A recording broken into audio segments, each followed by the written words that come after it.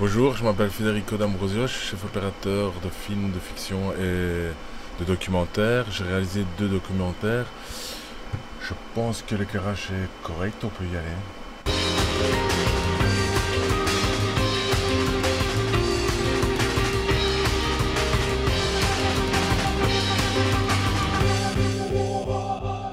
Bonsoir Federico D'Ambrosio, on peut y aller puisque l'éclairage est bon. Comment vous voyez ça d'ailleurs vous avez une espèce d'œil magique C'est quoi un bon éclairage par exemple pour un plateau télé, même si vous faites plutôt du cinéma, on va en parler mais... Alors, en TV ou en cinéma, c'est très différent, je pense. C'est simplement... après, c'est le métier où on se fie à son œil. Après, en cinéma, c'est différent. C'est pas le même effet qu'en TV. Il faut créer un sentiment, une émotion, j'imagine, au cinéma. En tout cas, vous faites ce que le réalisateur vous demande, bien sûr, mais... Oui, il y a un travail en prépa, d'abord. On se met d'accord sur quel genre d'image on va utiliser, quel genre de texture aussi, d'image. Ça se discute avant le tournage, donc pas avec les acteurs, pas avec les gens qui sont en plateau, vous êtes à deux et il vous dit, moi je voudrais tel type d'ambiance, par exemple vous avez travaillé sur Mobile Home, je voudrais qu'il pleuve, que ce soit... Oui, en fait, au départ, Mobile Home, moi j'ai fait le cadre, c'est Manu Dacos qui a fait la photo. Oui, c'est vrai, On était à deux sur l'image. Juste pour qu'on comprenne, directeur photo et chef-op, c'est la même chose en fait. C'est la même chose, oui. C'est 2 termes différents. Mais pour le même métier, ok. Pour le même métier. Allez-y alors, pardon. Et donc du coup, oui, en effet, il y a un pré-travail avant tournage qui est très important, moi je trouve, parce que d'abord on lit le scénario, et puis on revoit le réalisateur et on discute ensemble de voir si on voit les mêmes choses aussi, si lui, on amène des références ou le réalisateur amène des références. Vers quel genre? Moi, je questionne aussi souvent de comment il voit les choses, le découpage, la mise en place, dans l'espace, de voir un peu dans quel univers on se situe. Ouais, mais vous travaillez le cadre ou vous travaillez ce qu'il y a dans le cadre, ce qu'il y aura dans le cadre? C'est ça plutôt, non? On travaille d'abord sur le scénar et de voir avec le réalisateur si on lit bien, on est d'accord sur, sur la même longueur d'onde. Même longueur d'onde. Et puis moi, je pose beaucoup de questions, en fait. Je pose énormément de questions après, c'est des exemples concrets qu'il faut avoir. Comment il voit la scène, est-ce qu'on est en mouvement ou pas? Est-ce qu'on est plutôt caméra-épaule ou on est dans des plans assez léchés, découpage sur plan fixe. Mais c'est en discutant qu'on voit un peu l'univers du réalisateur et qu'on peut commencer à se dire, tiens, on sera plutôt dans ce cadre-là. Mais c'est intéressant, ça veut dire que le réalisateur a son idée, mais il n'est pas le maître absolu, vous pouvez quand même lui conseiller d'autres choses, on est là pour l'aider à... discuter à deux, en fait. Tout à fait, oui. On est là pour l'aider à mettre en image ce qui est sur le scénario. Et parfois, après, il y a des orientations, quoi. Et c'est simplement pour nous, chef-op, de se dire, tiens, jusqu'où on peut aller dans un certain sens, ou par exemple dans le fantastique ou pas, ou le rapport au réel, au niveau de la lumière.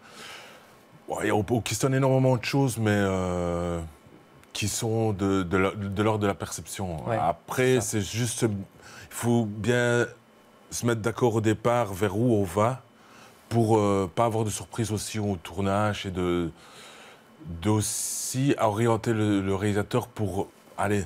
Peut-être lui, il n'a pas les outils techniques et du coup l'amener avec la caméra, l'éclairage. Parce que lui rêve pour son film. Oui, de mettre un peu de sentiment. C'est particulièrement le cas, j'imagine, pour ceux qui font un premier film.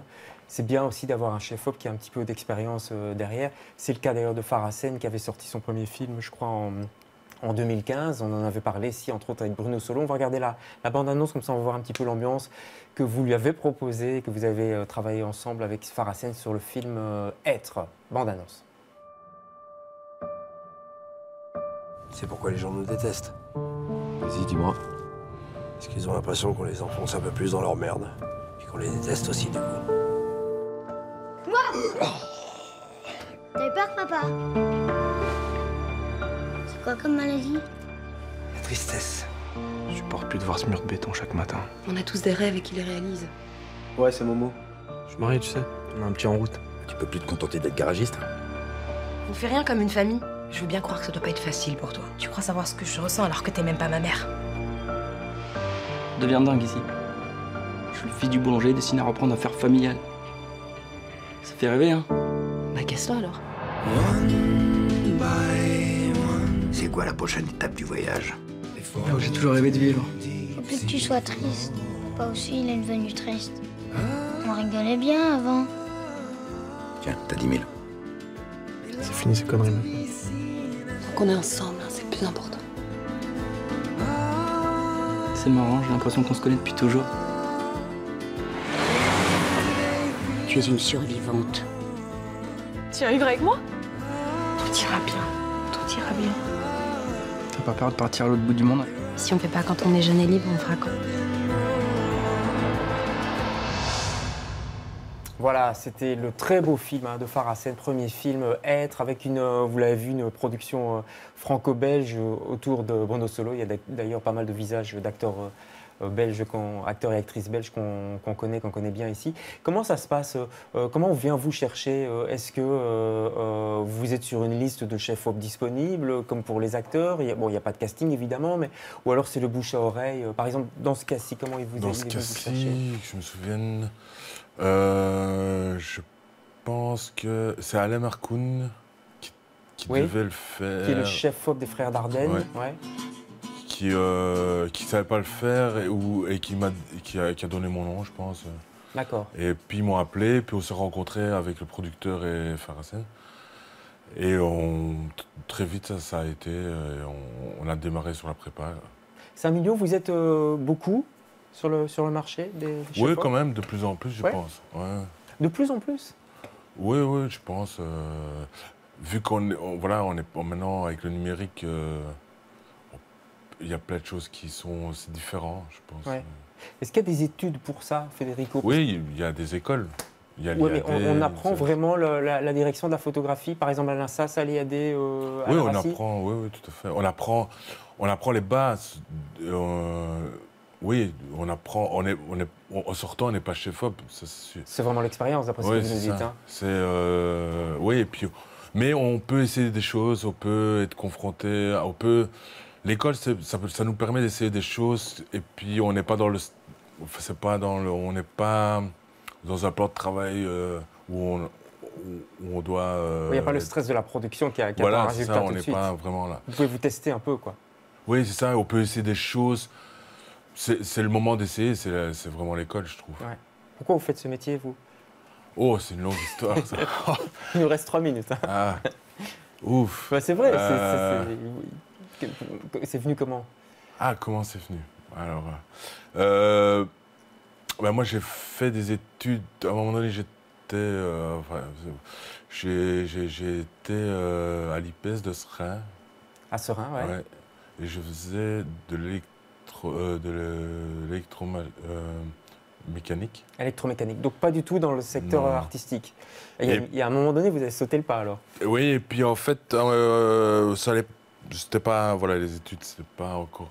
Et puis je m'étais dit, tiens, je ferais bien les cours du soir de photo. Et finalement, ça me plaisait plus, enfin, ça ne marchait pas très bien. Et finalement, j'étais à Saint-Luc, photo. Ah oui. Ouais. Ah donc vous êtes arrivé au cinéma par la photographie. Ouais.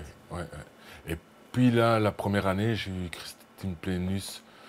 Et en fait, là, ça a vraiment été une passion. Ça a été une porte ouverte Ouais, qui parce m'a que pas maintenant, quitté.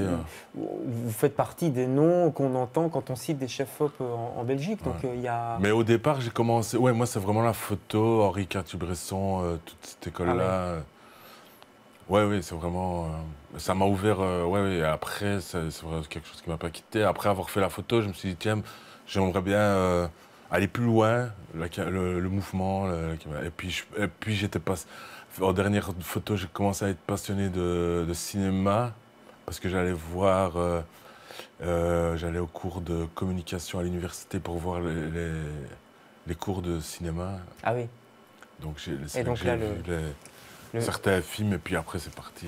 Et alors, vous êtes réalisateur aussi, vous êtes caméraman, vous l'avez dit, notamment sur Mobilo, mais et d'autres films, des documentaires. Vous avez réalisé un court-métrage, un documentaire qui s'appelle Charbon, si je me souviens bien. Ouais. Je ne sais pas si on peut le voir quelque part, si ça existe en streaming. Il est en DVD. Il est en DVD. Ouais. Ça, je vous le conseille conseille vraiment. Charbon, ça a été tourné dans la région dont vous êtes originaire. Tout à fait. Vous avez envie de faire du cinéma maintenant. Ça veut dire que ma question, c'est est-ce que c'est l'étape suivante après Chef Op, on est forcément réalisateur ou c'est autre chose? Non, pas du tout. C'est différent. Voilà, là, le documentaire, c'est. Mais Charbon, c'était une histoire que vous avez envie de raconter quand même, j'imagine. Oui, qui a mis du temps, à. Et j'ai eu du mal aussi à me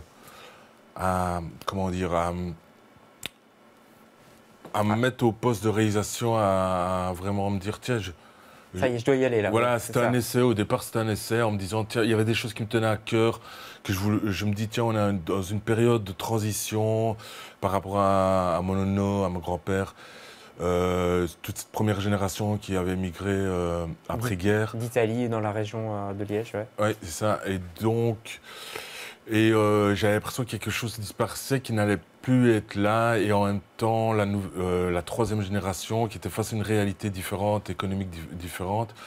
Et je me dis, tiens, j'aurais bien voulu être le témoin de cette transition. Et donc, du coup, à un moment donné, j'étais pressé parce que les choses disparaissaient assez vite. Et puis, cette génération commençait à disparaître. Et donc, les témoins partaient tout doucement. Et là, vous vous êtes lancé. Je me suis lancé, ça a été toute une aventure. Ça a mis du temps pour moi trouver le bon axe. Et au départ, c'était pas un film sur mon grand-père et mon frère. C'était plutôt assez général. Et puis finalement, les choses sont faites que je me suis resserré. Mais ça a été un film où j'ai eu la liberté, mais après, ça met du temps d'avancer seul. Il n'y a pas eu d'écriture au préalable. C'était avec la caméra. Première expérience, on espère qu'il y en aura d'autres. En tout cas, d'autres films aussi en tant que chef-op, parce que votre travail est remarquable. Il y a plusieurs personnes dans le milieu qui m'ont dit il faut absolument que tu invites Federico. Merci infiniment d'être venu parler de ce métier qu'on connaît peu, qu'on connaît beaucoup mieux maintenant grâce à vous. Demain, on se retrouve avec un ou une autre invitée. Bonsoir.